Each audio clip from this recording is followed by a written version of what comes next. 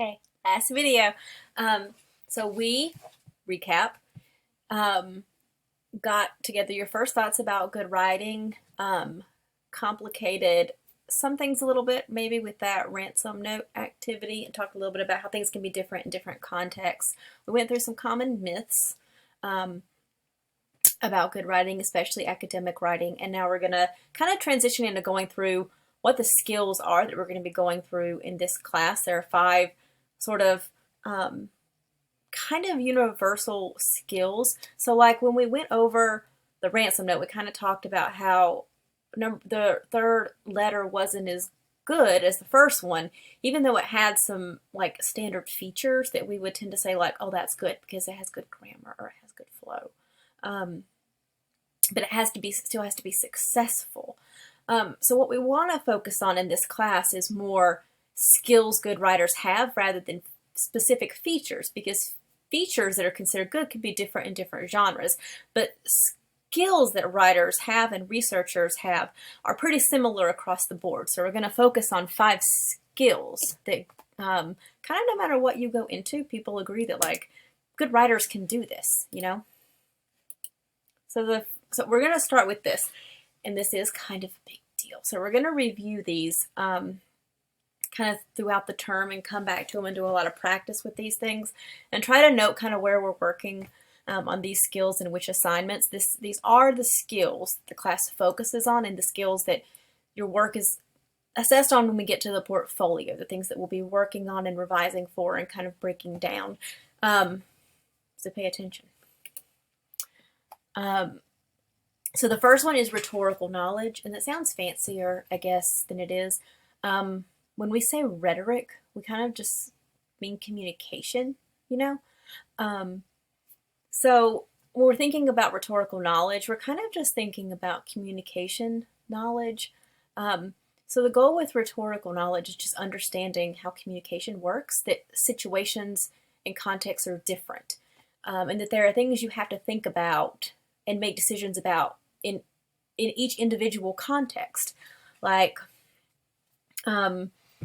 the audience, and the audience is different or could be different in each situation. The kind of genre, the kind of writing you're doing might be different.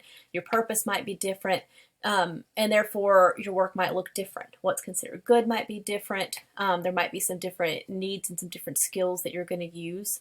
So the goal, I guess, with rhetorical knowledge is to understand how writing situations work, how each situation is different and is unique and has its own audience and purpose and genre to think about.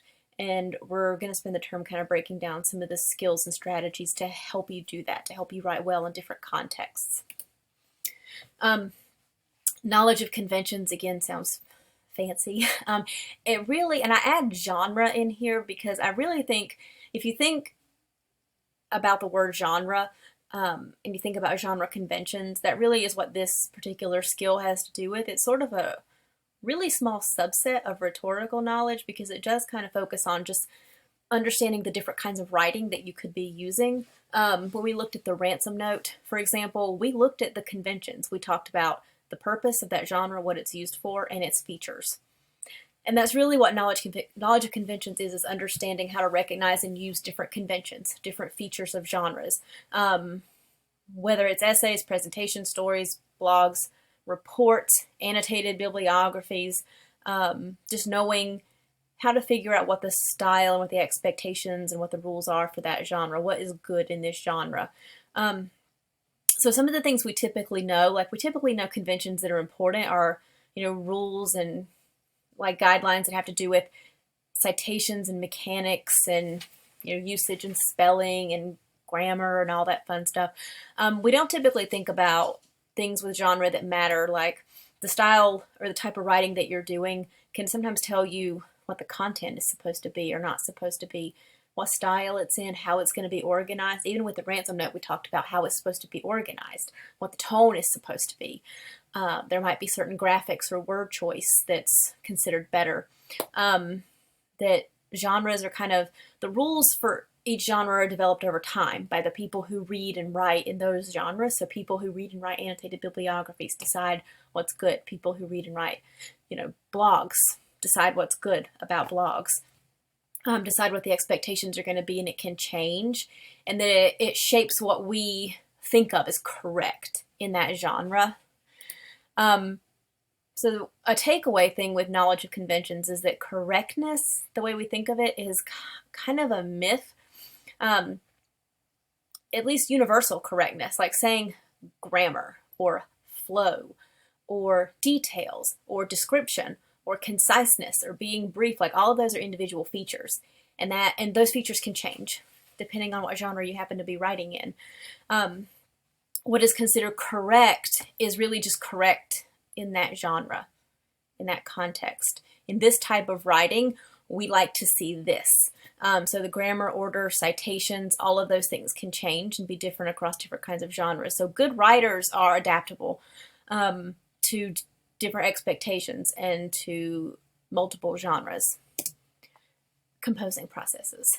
So I'm going to break this down into three things. The first one, is the writing process. But it's also being able to see that it's not like the paint by numbers thing. It's various stages in the process, and different people can have different strategies.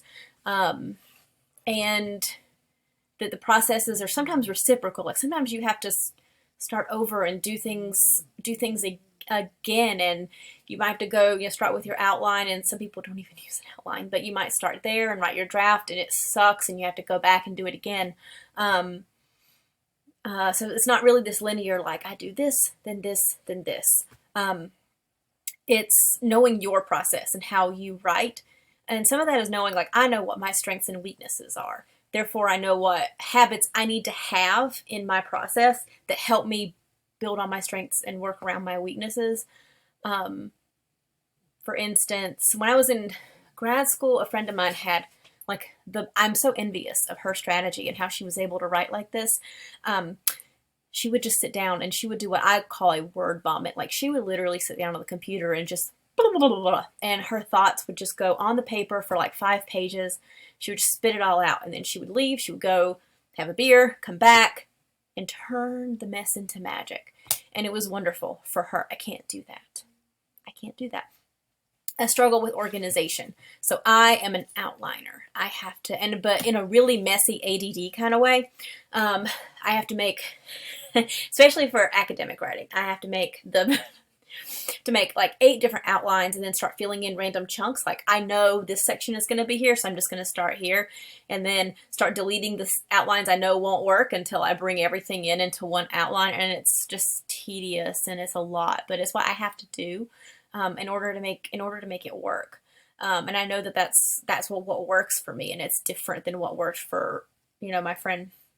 And then the other part is being able to interpret and make choices from other people's feedback. Not just, I think one of the things people think is awkward about getting feedback is they feel like they have to take what everybody says as a correction. Or when you're giving people feedback, you're supposed to be correcting them rather than just giving them your reaction. As the writer, part of this skill of composing process is being able to take other people's feedback and make choices and be able to see other people's writing and make comparisons and say, I want to try this. This is good. This works for me. Yes, this comment is going to work. I'm going to try this. No, I'm going to ignore that one, and make your own choices for your own work. Critical reading. I want to start with what critical reading isn't. So I think there's some misconceptions about critical reading. It is not comprehension. So I've heard people say like, well, I did critical reading because I had to understand what the author was trying to say. But that's not really critical reading. It's like the first step. It's kind of getting the gist, and you have to do that. But critical reading goes deeper than just like the surface, right? So comprehension is kind of the surface, whereas critical reading is like a deeper dive. It's also not just having an opinion, because opinions can be from evidence, they can be from experience, and they can be gut reactions and based on values and all kinds of things. So just having an opinion, especially if it's unfounded, isn't necessarily critical reading. It's also not just being critical, like in a negative sense, like just looking for what's wrong.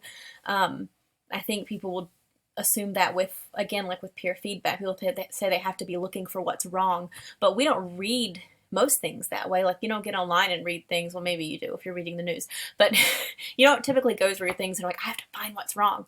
So it's not just looking for things that are wrong or looking for negative things. I want to go through some key words, and if you could just kind of jot these down in your notebook, make sure you get these down. There are some highlighted things that you are doing when you're critical reading. You're going below the surface. You are analyzing, evaluating, making connections, questioning, synthesizing, which means just kind of bringing things together, and seeing nuance, seeing gray area. So some of the skills we're going to work on over, especially your inquiry project this term, is reading and writing adaptability. So knowing how to interpret and use genres across a range of genres and styles, and also maybe write in some different styles, seeing below the surface. So paying attention to not just the words that are in the text, but the person behind the text, the strategies behind the text. So really paying attention to how those strategies work, like what the author's biases and credibility are and their intentions, and their choices. Information literacy, so just kind of being able to evaluate the relevancy and credibility and usefulness of sources, making connections across a range of text, especially within the same conversation, and then seeing how to connect those sources together to use them in your essay, and probative thinking, like asking critical questions to guide your research. The last one is critical reflection. I'm going to make this one really easy. Critical reflection is critical reading, but about yourself instead of someone else. Critical reflection is about you. It's about that analytical lens, that analyzing, asking questions, evaluating, but doing it on your own work. So being able to critically examine and explain and question your own texts, choices, and thinking. It's being able to explain the context of your own work and make connections about yourself across a range. Like, here's my work that I've done. What patterns can I see? What have my experiences been? What are the things I've struggled with? What are the things I've done well with, improved with? So being able to see things about yourself in your work. How have my opinions changed? Making and explaining your own revision choices. So taking ownership of that, and explaining, here's why I did this and here's how it made it work. So really knowing your own thinking and your why you do what you do, and kind of being a good learner. People who are good reflectors tend to be good learners, because they make transferable connections. Like, they take away from their work. They don't just move through the class and then move on to the next one without taking anything away, or being able to connect that learning to themselves and know what is going to help them in the future. What are the things that are the most relevant for them, that are useful to remember? What should they solidify? This is the end of your five key concepts, the writerly skills we're going to work on this semester: rhetorical knowledge, knowledge of conventions, composing processes, critical reading, and critical reflection.